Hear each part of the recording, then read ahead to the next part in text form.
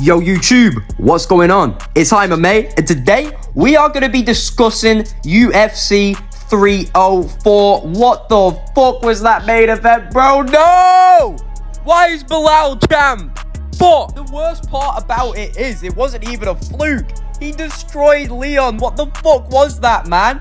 I genuinely, I'm going to be real, you know, I fucking hate BELAL. I can't stand this guy. He's an annoying little fucking idiot. I can't stand him, but I cannot take anything away from his performance. He executed his game plan perfectly with the wrestling, you know, and the wrestling, the grappling, the striking. You know, he did it all, man. He looked fucking great out there, to be honest. I'm not even going to fucking lie. I mean, the stand-up looked sloppy as anything, but, you know, great grappling. Good performance. Leon Edwards really fucking sold the bag. Fuck knows what the fuck he's thinking, man. But I just want to run through the card, see which predictions I got right, all of that good stuff. This video might seem a little bit rushed as not as much editing has gone into it, purely just because I want to get the video out as fast as possible. I want to let you all know my takes and let you all know what I'm thinking. So let's start with Tom Aspinall versus Curtis Blaydes. Now this is exactly what I thought was going to happen just earlier. I thought that there would be more feeling out from Tom Aspinall about his knee, but clearly not. I mean, he was looking good. The head movement, man. Tom Aspinall's head movement for a heavyweight is crazy. And his power, I mean, it was like the first clean shot that landed and it put Curtis down. Like, shit, man. I thought Curtis was going to last a little bit longer. Clearly not. Fucking Tom Aspinall is looking more and more like he might overtake Stipe very, very soon. Now, I'm saying, give him John Jones next. I'm sick of the fucking bullshit. I'm a huge John Jones fan, but I need to see this next, man. They need to stop hiding John away from Tom. If John leaves the sport without fighting Tom Aspinall, it shows how much Dana White is covering his ass right now. Because I really do not think that John Jones can take that kind of power, man. Now, I'm going to talk a little bit more about Leon and BELAL because I think that the welterweight division is going to move in a bit of a better direction now than if Leon stayed champion, because you're going to see people like Shavkat, JDM, even Usman clawing at that belt. Now, tomorrow I am going to make a fights to make video where I'm going to matchmake kind of the whole welterweight division. Tomorrow's going to be a pretty big video. That's why today's is going to be so short and fast. But I really do think that the welterweight division, this is a change for the better rather than the worse. I don't think we're going to see BELAL as champion for long. I think in his first title defense, I think he'll get like one defense maybe, but most likely he'll lose the belt fast. He's 36, you know, he's getting on in his career. It is kind of sad that he didn't win the belt at 33 or something, because even though I hate the guy, I would have preferred to see him get a couple title defenses and solidify himself as a, you know, solid welterweight champion for the history books. But let's move on further down the card past Tom Aspinall and see if I got any more of these picks right. Here's a fight I predicted fucking perfectly. Paddy the Baddy versus Bobby Green. First round submission. I called it. I told you that he would smoke Bobby Green. Bobby Green is hot trash, bro. Paddy the Baddy is looking fucking sick.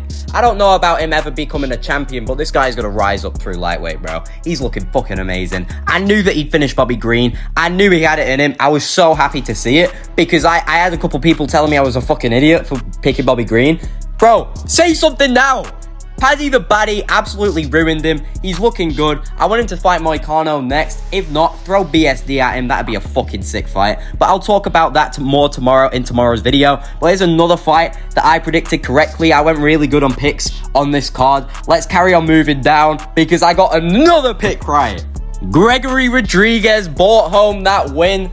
Right, I think I said that he'd get a late finish, but he actually won by decision. But I'm pretty sure in the predictions I said a decision is like very likely as well. And that's exactly what happened. There's not much I can say about this fight. It's not like they're huge names in the UFC. But Gregory Rodriguez should be getting a ranked fighter next, I think. Throw him a Chris Curtis, you know, one of them people low down in the middleweight rankings. Or give him that fucking country black guy that was fighting on UFC 298. He looked fucking amazing. He fought Josh Quinlan. I'm going to get a picture of him up on screen. No, I'm not. I'm too lazy to be doing that. I'll do that shit tomorrow. But, yo, Gregory Rodriguez looked fucking good, man. Not too much I can say. I want to see him fight a ranked fighter next. CLD, what the fuck is next for CLD? You know, match him up against a couple of middleweight fighters that aren't ranked. He's still young. He looks really good in the striking as well. Give him a couple years to build himself up, then maybe try him again with someone that's close to the rankings. Not much more I can say. Let's move on lower down the card. And another pick I got right. Arnold Allen versus Giga Chikadze. I told you that he would win. His striking is just too far ahead of Giga's. Now, I did think that Arnold Allen was going to work in his grappling to get this win, but he didn't.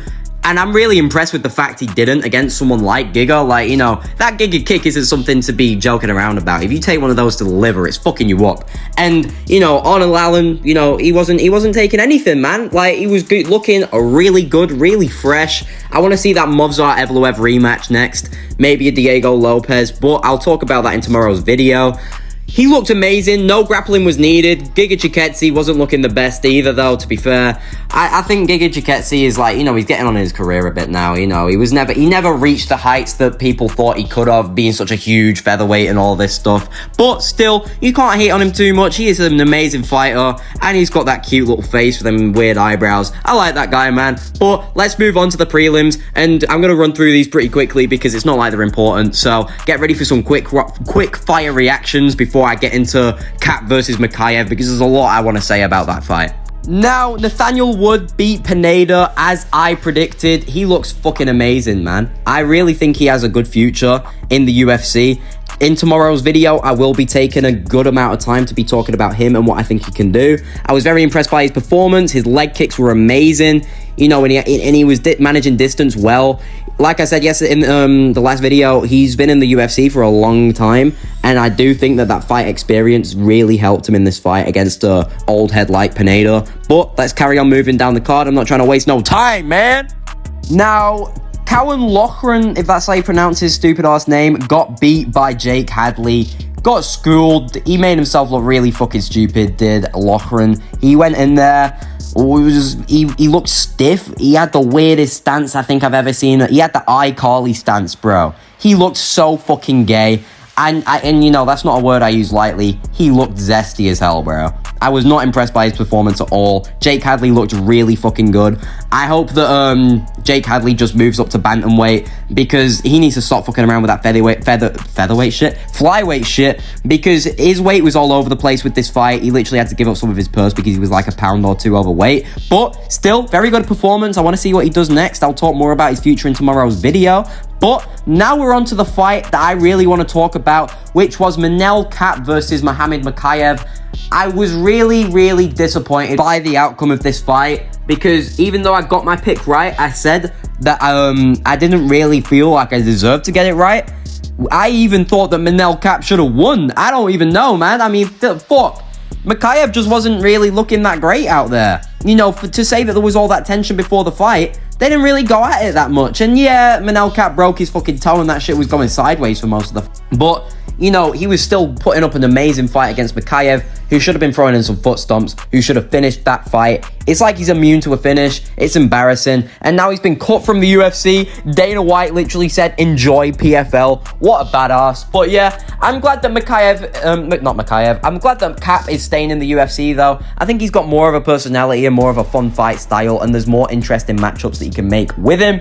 Mokaev can enjoy fighting Mighty Mouse in PFL while the flyweight division moves forward in the UFC, it seems. Now, to just like summarize the whole card, I was very impressed with this card. I mean, I got most of my picks right. I think I only got 2 fights wrong, and you know, they were fighters that I didn't really know too much about, except for obviously Leon Edwards versus Belal Muhammad. Now, I am going to say it one more time. Massive congratulations to Belal Muhammad. Even though I don't like this guy, he looked great. Probably one of the best fights of his career. I hope that he can, you know, even though I don't want him to, I hope that he does have a good title reign. If he gets 5 title defenses and gets considered like the second greatest welterweight of all time, I will be happy for him.